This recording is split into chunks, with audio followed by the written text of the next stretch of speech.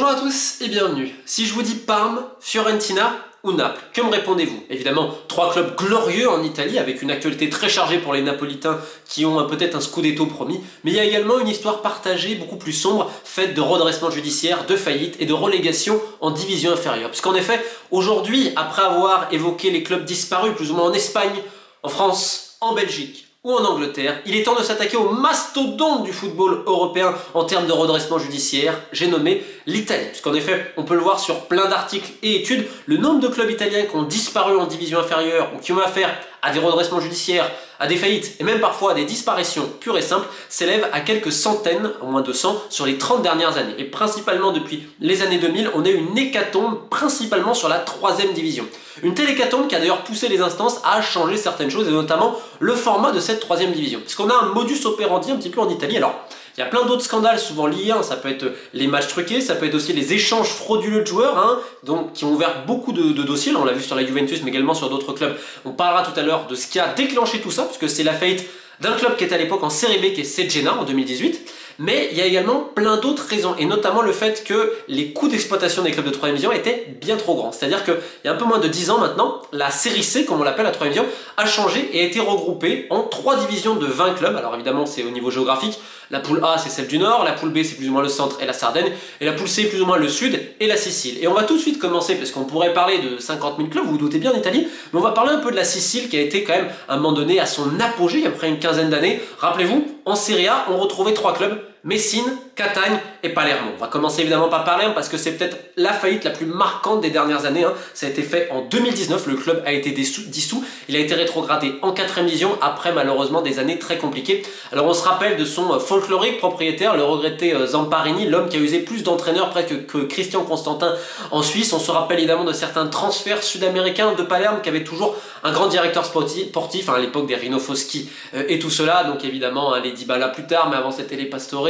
les Cavani et tant d'autres. Il y avait également beaucoup de talents italiens, la légende Micoli, ce maillot évidemment emblématique, je crois qu'on dit rose, j'imagine peut-être une variante de rose, mais en tout cas c'était un peu le joyau de la Sicile, sauf que ça a périclité d'année en année, et donc Zamparini en a été parti, il y a eu beaucoup de problèmes d'argent, tant et si bien qu'en 2019, malgré plusieurs tentatives de rachat, mais qui en fait n'avaient pas les garanties bancaires nécessaires, le club a été dissous en 2019, on se rappelle également qu'il était descendu, qu'il avait fait à un moment donné le yo-yo parce qu'il était remonté. Et donc en Série D, c'est quand même remonté parce qu'aujourd'hui Palerme est un club du milieu de tableau de la Série B, donc de la 2e division italienne. Il avait été racheté à l'époque par un entrepreneur sicilien qui s'appelle Dario Miri, si je dis pas de bêtises, qui avait plus ou moins sauvé le club après contre 2 millions, sauf que les finances étaient un peu compliquées. Et en 2022, il a revendu 80% de ses parts au City Football Group, qui a donc acquis une nouvelle propriété. Forcément, le City Football Group, on a longuement parlé sur la chaîne, dont les propriétaires sont à Abu Dhabi, Manchester City et tout ça.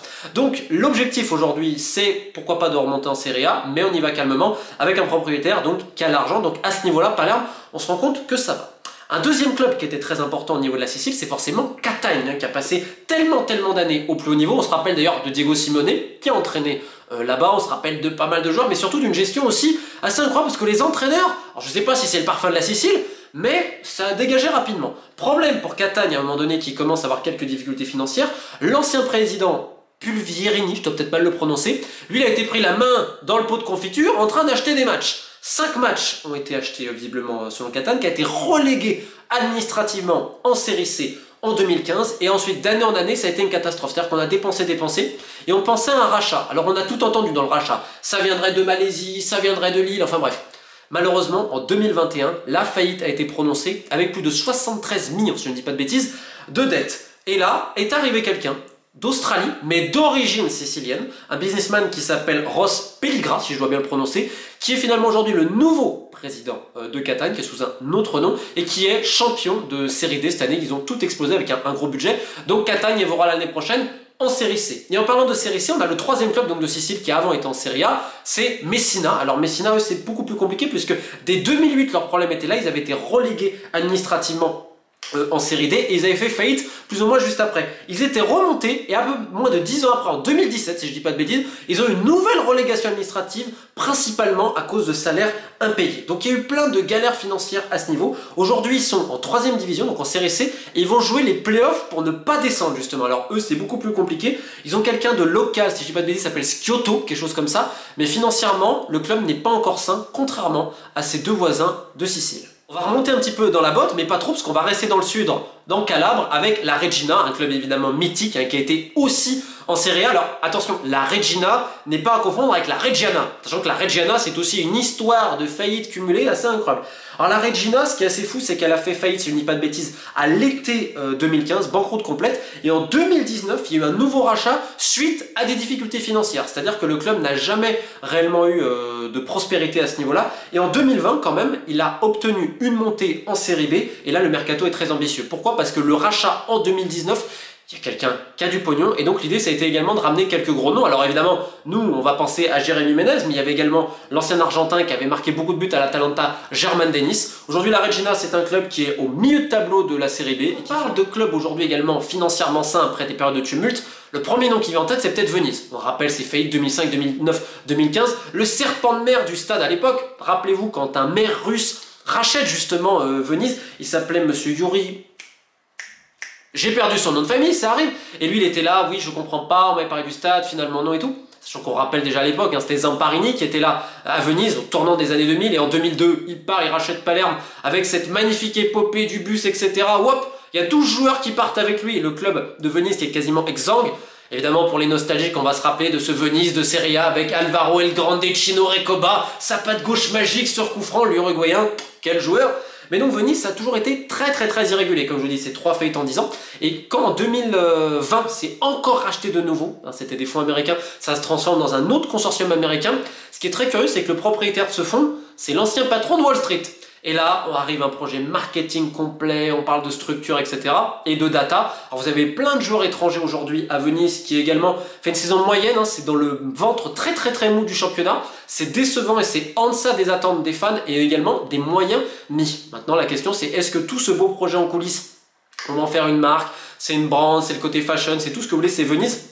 Avec cette idée qu'avait également l'ancien propriétaire russe de dire c'est une ville tellement touristique, est-ce qu'on ne serait pas capable justement, dans l'étape touristique de ces gens-là à Venise, de les convaincre de venir au stade et que ça devienne aussi une étape qui fait partie du circuit de vacances. Alors ça n'a pas été toujours le cas, on espère toujours ça avec les propriétaires américains, mais ce que les vrais fans de Venise eux attendent, c'est peut-être une équipe un peu plus performante sur le terrain. On va rester en série B avec un ancien également de Serie A, c'est Bari qui avait fait faillite, si je ne dis pas de bêtises, en 2018, parce que c'était en même temps que cette Genoa, mais déjà en 2014, ils avaient fait une première faillite quasiment parce que les joueurs avaient dû se cotiser, en fait plus personne voulait du club, donc à chaque fois le prix d'achat il baissait, on est redescendu vers 2 millions, et en fait il y avait une campagne qui avait beaucoup marché parce que les joueurs en fait mettaient des pancartes, s'il vous plaît achetez-nous, achetez-nous, achetez-nous, des fois avec des chiens à côté de bennes à ordures, etc., presque un peu comme des SDF, et donc ça avait un petit peu marché, finalement quelqu'un avait mis 2 millions, le club avait été sauvé in extremis, qu'il avait donc déclaré en faillite, mais je crois qu'il y a eu en fait un laps de temps, et en fait on avait prolongé le laps de temps si quelqu'un pouvait racheter, finalement ça a été le cas, mais ça n'a pas vraiment aidé, pareil il y a eu des offres de rachat complètement fantaisiste, encore de Malaisie, visiblement. Les Malaisiens, on les cite souvent pour racheter des clubs italiens, finalement ça s'est pas fait.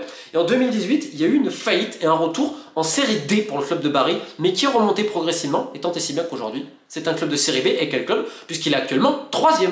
Ce qui est ironique évidemment avec Bari, c'est le propriétaire, parce que c'est la famille De Laurentiis, et donc c'est le fils, Luigi, qui est président actuellement de ce club-là, ce qui quand même garantit une sécurité financière intéressante, une sécurité financière que Cesena, qui est actuellement en série C, donc en 3e division, mais qui joue les playoffs justement pour monter, aimerait bien avoir. On rappelle que Cesena, c'est comme Bari, c'est en 2018 que les deux malheureusement fait faillite, sauf que le bilan de Cesena, c'était plus de 73 millions de dettes, et en fait il y avait beaucoup d'implications liées justement à ces fameux échanges frauduleux, c'est-à-dire les plus-values fictives sur les transferts de joueurs. Et en fait c'est de la faillite de Cesena que toutes les affaires, vous voyez un peu la Juve, etc., elles ressortent aujourd'hui. Et en fait c'est ça dont on en parlait dans la vidéo, c'est que souvent on va montrer la Juve ou peut-être tel grand club, mais regardez tout ce marasme qu'il y a dans les clubs, on va dire, intermédiaires, parce que c'est ça le modus operandi. En Serie A, globalement tu vas tenir, il n'y a que le Torino, je crois, qui a été en Serie A qui a fait faillite. Souvent en fait tu vas attendre la relégation, parce qu'on te laisse quand même pas mal de chance, et c'est à partir de la série B, et notamment de la série C, où le club va complètement péricliter. C'était le club de Cesena en 2018. Il y a un autre club évidemment qui mérite l'attention, c'est Livourne. Pareil, Livourne, ça va rappeler des épopées en Serie A. Alors eux, pareil, ils ont plusieurs relégations au fil des années, et les fans étaient tellement excédés par la gestion que quand ils étaient en série C, donc en 3 division, ils avaient planté des pieux en bois, croix en bois, et ils avaient attaché des têtes de cochon avec les noms des anciens dirigeants. Ça avait fait un petit peu le buzz, ça avait surtout créé une petite panique en ville, mais finalement en 2020, donc c'était la descente en série C. L'année d'après, ils redescendent sportivement avec une pénalité de points parce qu'ils n'avaient pas payé certains joueurs, donc en série D, et ensuite le club a totalement disparu en 2022, il réapparaît sur un autre nom, et là c'est ici l'ironie. Ils jouent un playoff pour monter donc en série D, ils le perdent, mais finalement ils vont bien monter en 4ème division italienne. Pour quelle raison? Parce qu'un autre club a fait faillite. C'est un peu un cercle sans fin, le cercle vicieux du football italien. Une faillite parfois en entraîne un autre, ça fait des malheureux mais ça fait aussi des heureux. Et ça mériterait bien plusieurs épisodes, parce que comme je dis en Italie, on pourra en faire des romans et des romans. Bref, en tout cas j'espère que ça vous change un petit peu, parce qu'on voit quand même quelque chose. On voit encore des fans qui se battent pour le club, qui cotisent, etc. Et même en série C, même en série D, dans des stades vétustes ou autres, il y a encore cette passion. Alors peut-être qu'elle n'est pas aussi folle que dans l'apogée de ces équipes-là. Néanmoins, ce sont ces clubs phénix, ce sont ces clubs qui ne meurent quelque part jamais, parce qu'ils représentent un socle culturel et social. Alors c'est vrai dans tous les pays, mais c'est particulièrement le cas en Italie. Keep the faith.